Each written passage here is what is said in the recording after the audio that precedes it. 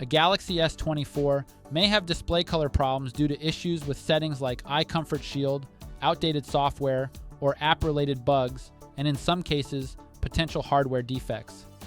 If that's happening to you, don't worry. We have a few troubleshooting tips to get your screen back to its vivid best. First, try disabling the eye comfort shield if it's enabled on your device.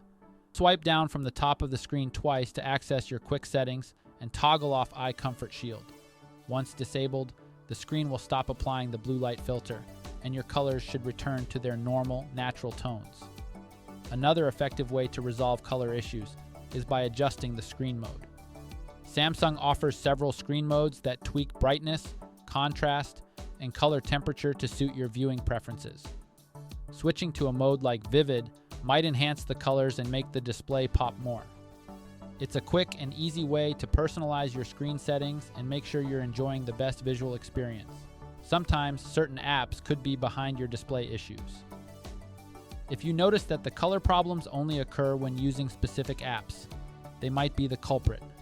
To test this, check if the issue happens across all apps or just a few. If it's app-specific, try reinstalling those apps and see if that resolves the problem.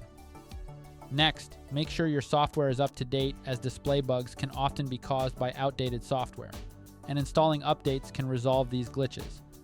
Head to Settings, tap Software Update, and follow the prompts to update your device. This can help fix any display-related bugs you're experiencing.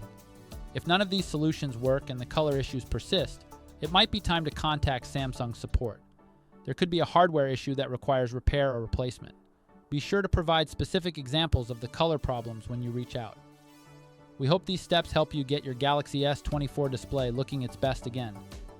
Thanks for sticking around, and don't forget to subscribe for more tech tips and guides.